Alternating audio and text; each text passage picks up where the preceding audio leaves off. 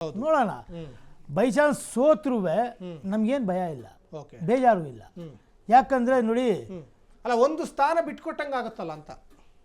ಯಾಕಂದ್ರೆ ಈಗ ನೀವು 19 ಸ್ಥಾನ ಇದ್ದೀರಾ JDS ನವರು, 19 ಸ್ಥಾನ ಬಿಟ್ಕೊಟ್ಟಂಗ ಆಯ್ತು.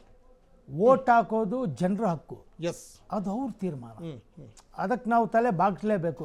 ಪ್ಲಸ್ ಇನ್ನೊಂದೇನಂದ್ರೆ ನಮಗೆ ಎಷ್ಟು ವೋಟ್ಗಳು ಬರ್ತವೆ ಅಂದ್ರೆ ಅಷ್ಟು ಜನ ನಮ್ಮ ಕಡೆ ಇನ್ನ ಇದ್ದಾರೆ ಅಂತ ಲೆಕ್ಕನೆ. ಸೋತ್ರುವೆ ನಮ್ಮ ಕಡೆ ಅಷ್ಟು ಜನ ಇದ್ದಾರೆ ಅಂತ ಇವತ್ತಲ್ಲ ನಾಳೆ ಮತ್ತೆ ಪ್ಲಸ್ ಪಾಯಿಂಟ್ ಆಗೇ ಆಗುತ್ತೆ. ಆಮೇಲೆ ಇನ್ನೊಂದು ನಮ್ಮ ಕಾಂಗ್ರೆಸ್ ಹೋಗ್ಬೇಕಾಗಿದೆ, ಅಲ್ಲಲ್ಲ ಅವ್ರು ಹೋಗ್ಬೇಕು, ಅದಕ್ಕೆ ನಾನು ಹೋಗ್ಬೇಕು. ಅವ್ರು ಇರೋವಾಗ್ಲೇ ಈ ಒಂದು ಆಗ್ಲೇ ಇವ್ರು ತುಂಬಾ ಜಾಸ್ತಿ ಹೇಳಿದ್ರು. 2,000 ರೂಪಾಯಿಂದ ಎಲ್ಲಾ ಕರ್ನಾಟಕ ಮನೆಗಳು ಉದ್ಧಾರ ಮಾಡಿಬಿಟ್ಟಿದೀವಿ ಅಂತ. ಆ 2,000 ರೂಪಾಯಿಂದ ಉದ್ಧಾರ ಆಗಿದ್ಯಾ? ಆ 2,000 ರೂಪಾಯಿಗೋಸ್ಕರ ನೀವು ನಮ್ಮ ರಕ್ತ ಎಷ್ಟು ಹಿಡಿದೀನಿ ಅಂತ ಲೆಕ್ಕ ಹೇಳಿಲ್ಲ.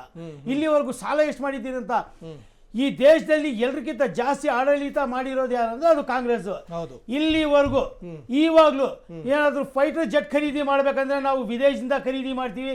ಇಲ್ಲಿ ಬಡವ್ರ ಮಕ್ಕಳಿಗೆ MBBS ಇಂಜಿನಿಯರಿಂಗ್ ಮಾಡೋ ಅವಕಾಶನೇ ಇಲ್ಲ. ಏನ್ ಮಾಡಿದೀರಿ ಅಭಿವೃದ್ಧಿ? BSc BA BCom ಮಾಡ್ಕೋಬೇಕು ಬಡವರು, ಹಂಗಿದೆ ಪರಿಸ್ಥಿತಿ. ಇಲ್ಲಿವರೆಗೂ ಎಷ್ಟು ಯೂನಿವರ್ಸಿಟಿಗಳು ಮಾಡಿದ್ದೀರಿ ತೋರಿಸಿ. ಎಜುಕೇಶನ್ ಅಭಿವೃದ್ಧಿ ಎಲ್ಲಾಗಿದೆ? ಬೇರೆ ನಿಮ್ಮ ಅಭಿವೃದ್ಧಿಗಳಾಗಿರೋದು.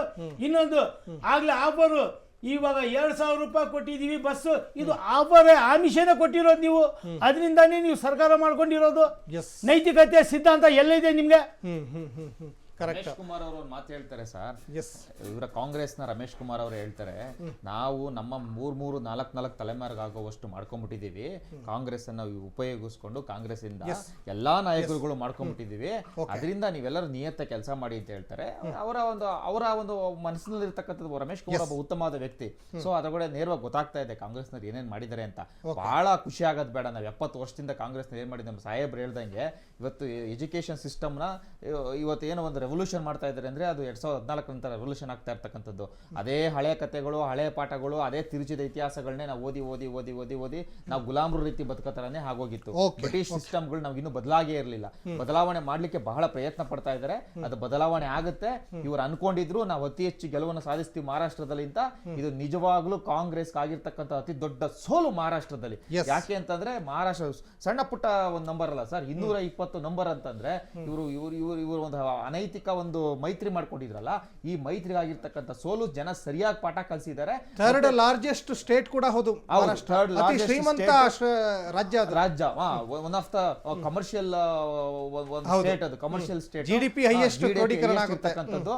ಇವ್ರು ಹೇಳ್ತಾ ಇದ್ರು, ನಾವು ಇಡೀ ದೇಶದಲ್ಲಿ ನಿಮ್ಮನ್ನ ತಿರಸ್ಕರಿಸ್ಬಿಟ್ಟಿದ್ದಾರೆ ಬಿಜೆಪಿ ಅವರು, ನೀವು 240 ಬಂದ್ಬಿಟ್ರಿ, ಇನ್ನೇನು ಮಾಡ್ಲಿಕ್ಕಾಗಲ್ಲ, ನಾವು ಇನ್ನೇನು ಬಂದೇ ಬಿಟ್ಟು ನೆಕ್ಸ್ಟ್ ನಾವು ಅಧಿಕಾರಕ್ಕೆ ಬಂದ್ಬಿಡ್ತೀವಿ ಅಂತ ಬಿಜೆಪಿಗೆ ಎರಡನೇ ಒಂದು ಅವಧಿಗೆ ಎರಡನೇ ಒಂದು ಅವತಾರ ಎದ್ದು ಬರ್ತಾ ಇದೀವಿ, ಎದ್ದು ನಿಂತ್ಕೋತೀವಿ. ಯಾವುದೇ ಕಾರಣಕ್ಕೂ ಈ ದೇಶದಲ್ಲಿ ಬಿಜೆಪಿಯನ್ನ ಕಿತ್ತಾಕ್ಲಿಕ್ಕೆ ಕಾಂಗ್ರೆಸ್ ಇನ್ನೊಂದು ಜನ್ಮ ಹುಟ್ಟಿ ಬಂದ್ರೂ ಸಾಧ್ಯ ಇಲ್ಲ. ಓಕೆ, ಬಾಲಕೃಷ್ಣ ಯಾದವ್ ಅವರೇ, ನೀವೀಗ ಹೊರಡಬೇಕಂತ ಗೊತ್ತಾಯ್ತು. ಒಂದು ಕೊನೆಯದಾಗಿ ನಿಮ್ಮಿಂದ ಒಂದು ಉತ್ತರ ಪಡ್ಕೊಂಡು ನೀವು ನಿರ್ಗಮಿಸಬಹುದು. ಇದೇ ಚನ್ನಪಟ್ಟಣ ವಿಧಾನಸಭಾ ಕ್ಷೇತ್ರದಲ್ಲಿ CP ಯೋಗೇಶ್ವರ್ ಪರವಾಗಿ ಮತಯಾಚನೆ ಮಾಡುವಂಥ ಸಂದರ್ಭದಲ್ಲಿ ಜಮೀರ್ ಅಹಮದ್ ಖಾನ್ ಒಂದು ಹೇಳಿಕೆಯನ್ನು ಕೊಡ್ತಾರೆ. ನಾವೆಲ್ಲ ಮುಸ್ಲಿಮರು ಸೇರಿ ಚಂದ ವಸೂಲು ಮಾಡಿ ದೇವೇಗೌಡರ ಫ್ಯಾಮಿಲಿನ ಕೊಂಡ್ಕೊಳ್ತೀವಿ ಅಂತ. ಇದು ಎಷ್ಟರ ಮಟ್ಟಿಗೆ ಸರಿ ಅಂತ? ಅಲ್ಲ ನೋಡಿ, ಅದ್ರ ಆ ವಿಚಾರದ ಬಗ್ಗೆ ಈಗಾಗಲೇ ನಮ್ಮ ಪಕ್ಷನೂ ಸ್ಪಷ್ಟಪಡಿಸಿದೆ. ಈಗ ಅವರು ಮಾಜಿ ಪ್ರಧಾನಮಂತ್ರಿಗಳಾಗಿದ್ದರು, ಅವರಿಗೆ ನಾವು ಗೌರವ ಇಟ್ಕೊಂಡಿದ್ದೇವೆ. ಸೊ ಅದು ಬೇರೆ ವಿಷಯ. ಆದರೆ ಈ ಚುನಾವಣೆಯನ್ನ ನಾವು ನೋಡಿದಾಗ ನೋಡಿ, ನೀವೇನು ಹೇಳಿಕೆಗಳು ಇವೆಲ್ಲ ಹೇಳಿದ್ರಲ್ಲ, ಹೇಳಿಕೆಗಳು ಜಾತಿ ಆಧಾರಿತವಾಗಿ, ಧರ್ಮ ಆಧಾರಿತವಾಗಿ, ಆಮೇಲೆ ಹಣ ಕೊಟ್ಟು ಕೊಂಡ್ಕೊಳ್ತಕ್ಕಂಥದ್ದು, ನೀವು ಈ ಚುನಾವಣೆ ನೋಡಿದ್ರೆ ಏನು ಅನಿಸ್ತಾ ಇದೆ ಸಾಹೇಬ್ರೆ? ಇವತ್ತು ನೀವು ನೋಡಿ, ನಿಖಿಲ್ ಕುಮಾರಸ್ವಾಮಿ ಅವರು ಇದು ಸೋತ್ರೆ 3ನೇ ಚುನಾವಣೆ. ಕಳೆದ ಚುನಾವಣೆಯಲ್ಲಿ ಯಾರ ವಿರುದ್ಧ ಈಗ ನಿಖಿಲ್ ಕುಮಾರಸ್ವಾಮಿ ಸಾಮರ್ಥ್ಯ ಇಲ್ಲ ಅಂತೀರಲ್ಲ ಸರ್? ಒಂದ್ ನಿಮಿಷ ಸರ್, ಸಾಮರ್ಥ್ಯ ಇಲ್ಲ, ಒಂದ್ ನಿಮಿಷ ಸರ್. ಕಳೆದ ಚುನಾವಣೆಯಲ್ಲಿ ಅವರ ವಿರುದ್ಧವಾಗಿ ಒಬ್ಬ ನಮ್ಮ ಕಾಂಗ್ರೆಸ್ ಪಕ್ಷದ ಒಬ್ಬ ಸಾಮಾನ್ಯ ಕಾರ್ಯಕರ್ತರು ಇಕ್ಬಾಲ್ ಹುಸೇನ್ ಅವರು ಮಾಜಿ ಮುಖ್ಯಮಂತ್ರಿ ಮಗನ್ ಸೋಲಿಸ್ತಾರೆ. ನೀವು ಯಾವ್ದ್ರಿಂದ ಅಳಿತೀರಾ? ಅಲ್ಲಲ್ಲ ಅಲ್ಲೂ ಕೂಡ ಹೇಳ್ತೀರಾ? ಸ್ಪೆಷಲ್ ಗ್ಯಾರಂಟಿ ಅಧಿಕಾರದಿಂದ ಆಯ್ತು ಅಂತ ನಮ್ಮ ಸರ್, ಸೈಯದ್ ಒಂದ್ ನಿಮಿಷ, ಅವರು ಒಂದ್ ನಿಮಿಷ. ಹೇಳಿದ್ರು. ಸರ್, ಅಂದ್ರೆ ಅಲ್ಲ, ಸ್ಪೆಷಲ್ ಗ್ಯಾರಂಟಿಗಳು. ಈ BJP ನಿಜ ಹೇಳ್ರಿ, ನಿಜ ಸರ್, ಹೇಳ್ರಿ. ಒಂದ್ ನಿಮಿಷ ತಡೀರಿ ನಿಜ ಸಾಹೇಬ್ರೆ, ಹೇಳ್ರಿ. ಸಾಹೇಬ್ರೆ ತಡೀರಿ ರೇ, ಅದಲ್ರಿ ಬರೀ ಚರ್ಚೆ ಸುಳ್ಳು ಹೇಳೋದು ಆಗೋಯ್ತು ರೇ, ನಿಮ್ದು. ಚರ್ಚೆ ಅಡ್ಡ ಬರೋದಲ್ರಿ 5,000 ಚರ್ಚೆ. ರೂಪಾಯಿ ನಿಮ್ ಕೂಪನ್ ವಿಚಾರ ಇದ್ರೆ ಕೊಟ್ಟಿದ್ರಲ್ಲ, ಮಾಡಿಸ್ಬೇಕು, ಅದು ಚರ್ಚೆ. ಅದ್ ಹೇಳಿ. ನೀವ್ ಏನ್ರಿ ನೀವು? ರಾತ್ರಿ ಏನ್ರಿ ನೀವು? ಹೇಳ್ತಿದ್ದೀರಲ್ಲ. ಯಾರನ್ನ ಚರ್ಚೆ ಇದಂತಾರೇನ್ರಿ? Yes, yes, ಹೇಳಿ ಏನ್ರಿ? ಸರ್, What ಹೇಳಿ. is this ಇದು? ಹೇಳಿ, ಹೇಳಿ. What is You this? said- What you the said hell are ಮಾಡ್ಬೇಡ್ರಿ. you talking ಏ, about? what is this ರೀ? ಏನ್ರಿ ಇದು? ಸರ್, ಹೇಳಿ, ಹೇಳಿ, ಹೇಳಿ. ನಾವು ಚರ್ಚೆ Always ಮಾಡಲ್ರಿ. saying ಈ it is ರೀತಿ in front of ಆದ್ರೆ- the ರಾಮನಗರದಲ್ಲಿ ನೋಡ್ರಿ, ರಾಮನಗರದಲ್ಲಿ ಯಾಕೆ ನೋಡಿ, ಸೋಲಾಯ್ತು? ಒಂದ್ ನಿಮಿಷ. Yes. ಸರ್, ಇವತ್ತು ನೋಡ್ರಿ ಸಾಹೇಬ್ರಿಗೆ ಪಾಪ ಅವರಿಗೆ ಸೋಲಾಗ್ತಾ ಇದೆ. ಅವರು ಬಹಳ ಭರವಸೆ ಇಟ್ಟಿದ್ರು JDS ನವರು ನಿಖಿಲ್ ಕುಮಾರಸ್ವಾಮಿ ಅವರು ಗೆಲ್ತಾರ ಅಂತ.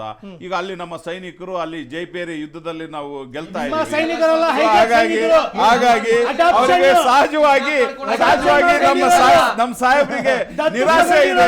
ಅವರಿಗೆ ಅವರು ಹಾಗಾಗಿ ಇದನ್ನು ವ್ಯಕ್ತಪಡಿಸ್ತಾ ಇದ್ದಾರೆ. ಅದು ನಾನು ಅವರಿಗೆ ಅನುಕಂಪ ಹೇಳ್ತಾ ಇದ್ದೀನಿ, ಅನುಕಂಪ.